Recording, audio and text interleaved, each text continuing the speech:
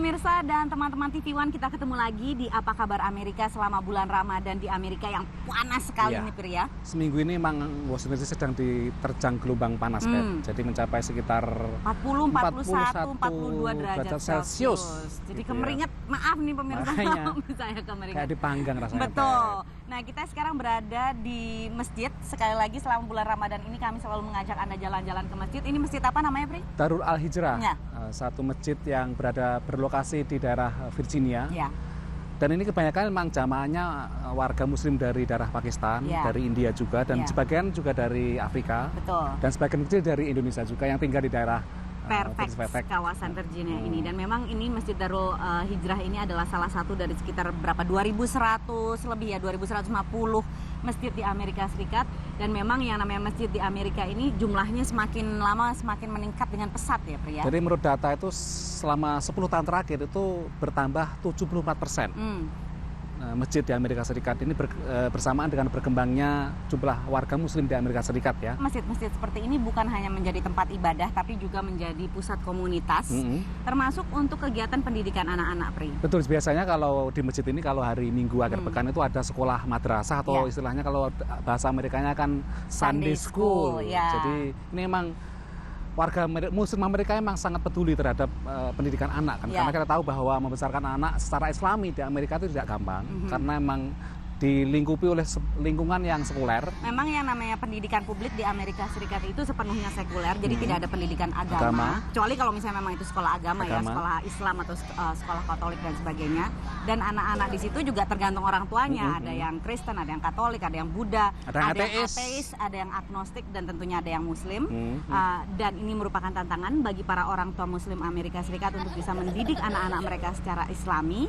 Tapi ternyata cukup berhasil ya, paling tidak dari yang kita temui, anak-anak yang kita temui, dan kami menanyakan kepada mereka kesan mereka selama bulan Ramadan ini. Berikut cuplikannya. I wanted to fast because I wanted to see what it felt like with my mom and my dad and them all fasting. I face many challenges, but I focus on Allah subhanahu wa ta'ala and focus on the Quran, and these challenges become easier for me to pass each day.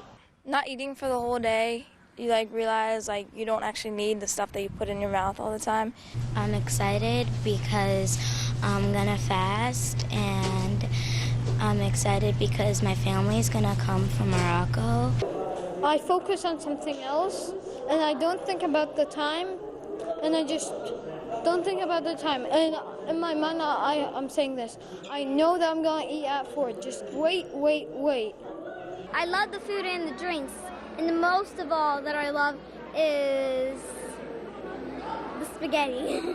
Spaghetti? Okay. Itu tadi, Pri, cuplikan. Memang tidak gampang juga meskipun berhasil, tapi saya pikir orang tua akan menghadapi banyak tantangan, karena memang warga muslim atau anak muslim yang lahir di Amerika tentunya kan ketika di sekolah bergaul dengan anak-anak Amerika yang punya nilai-nilai yang berbeda, itu pasti bagaimana mereka supaya bisa, orang tua ya mungkin ya, mengkompromikan antara nilai-nilai sini supaya anak juga tidak terasing dengan nilai Amerika, tapi juga tetap mempertahankan nilai-nilai Islam misalnya. Itu mungkin bagaimana capai kompromi itu yang mungkin susah. Apalagi kalau misalnya anaknya udah remaja terus udah gitu mulai memberontak dan sebagainya. Karena emang pemberontakan remaja di Amerika kan seolah dijamin oleh hukum kan, terutama setelah umur 18 tahun, anak itu secara hukum berhak untuk memberontak. Berhak untuk bebas gitu ya, keluar dari rumah, menentang orang tua juga boleh dijamin oleh hukum gitu. Seperti itu bincang-bincang kita untuk Apa Kabar Amerika selama bulan Ramadan ini. Minggu depan insya Allah kita akan mengajak Anda jalan-jalan kembali ke masjid yang lain. Untuk sementara ini kami kembalikan dulu ke teman-teman TV One karena ini sedang gembrobiyos dan meleleh ini. Rambut saya bisa terbakar ini.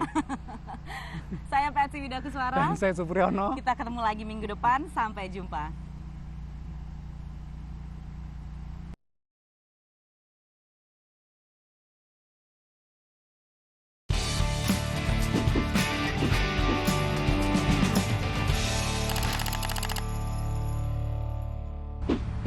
Halo pemirsa dan teman-teman TV One, kita ketemu lagi di Apa Kabar Amerika selama bulan Ramadan di Amerika yang panas sekali nih, Pria. Seminggu ini memang Washington DC sedang diterjang gelombang panas, jadi mencapai sekitar 40, 41, 42 derajat Celcius.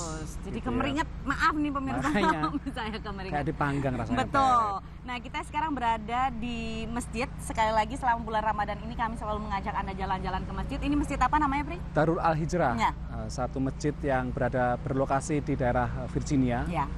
Dan ini kebanyakan memang jamaahnya warga muslim dari daerah Pakistan, Ya. dari India juga, dan Ya. sebagian juga dari Afrika. Betul. Dan sebagian kecil dari Indonesia juga yang tinggal di daerah Fairfax, kawasan Virginia ini. Dan memang ini Masjid Darul Hijrah ini adalah salah satu dari sekitar berapa 2.100 lebih ya 2.150 masjid di Amerika Serikat. Dan memang yang namanya masjid di Amerika ini jumlahnya semakin lama semakin meningkat dengan pesat ya, Pria. Jadi menurut data itu selama 10 tahun terakhir itu bertambah 74%. Masjid di Amerika Serikat ini bersamaan dengan berkembangnya jumlah warga muslim di Amerika Serikat ya. Masjid-masjid seperti ini bukan hanya menjadi tempat ibadah tapi juga menjadi pusat komunitas, termasuk untuk kegiatan pendidikan anak-anak, Pri. Betul, biasanya kalau di masjid ini kalau hari Minggu akhir pekan itu ada sekolah madrasah atau istilahnya kalau bahasa Amerikanya kan Sunday School. Ya. Jadi ini memang warga muslim Amerika memang sangat peduli terhadap pendidikan anak kan. Karena kita tahu bahwa membesarkan anak secara islami di Amerika itu tidak gampang karena memang dilingkupi oleh lingkungan yang sekuler. Memang yang namanya pendidikan publik di Amerika Serikat itu sepenuhnya sekuler, jadi tidak ada pendidikan agama. Kecuali kalau misalnya memang itu sekolah agama ya, sekolah Islam atau sekolah Katolik dan sebagainya. Dan anak-anak di situ juga tergantung orang tuanya. Ada yang Kristen, ada yang Katolik, ada yang Buddha, ada yang ateis, ada yang agnostik, dan tentunya ada yang Muslim. Dan ini merupakan tantangan bagi para orang tua Muslim Amerika Serikat untuk bisa mendidik anak-anak mereka secara Islami. Tapi ternyata cukup berhasil ya, paling tidak dari yang kita temui, anak-anak yang kita temui, dan kami menanyakan kepada mereka kesan mereka selama bulan Ramadan ini. Berikut cuplikannya. I wanted to fast because I wanted to see what it felt like with my mom and my dad and them all fasting. I face many challenges, but I focus on Allah subhanahu wa ta'ala and focus on the Quran, and these challenges become easier for me to pass each day. Not eating for the whole day, you realize you don't actually need the stuff that you put in your mouth all the time. I'm excited because I'm gonna fast, and I'm excited because my family's gonna come from Morocco. I focus on something else, and I don't think about the time, and I just don't think about the time. And in my mind, I'm saying this.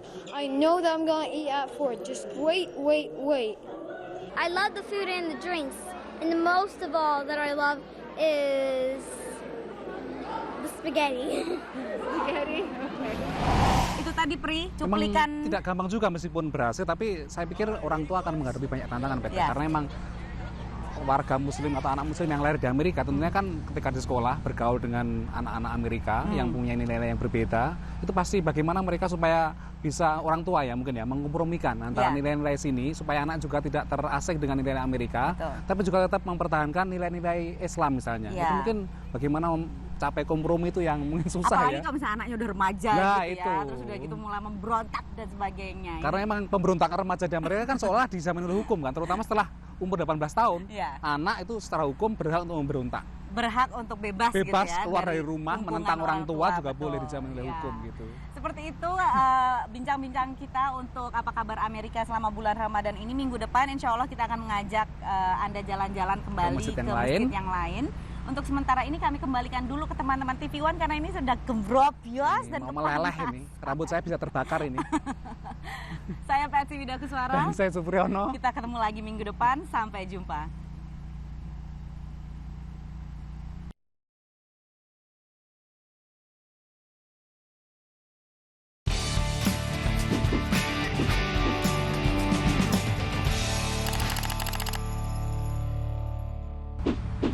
Halo pemirsa dan teman-teman TV One, kita ketemu lagi di Apa Kabar Amerika selama bulan Ramadan di Amerika yang panas sekali nih, Pir ya. Seminggu ini memang Washington DC sedang diterjang gelombang panas, jadi mencapai sekitar 40, 41, 42 derajat Celcius.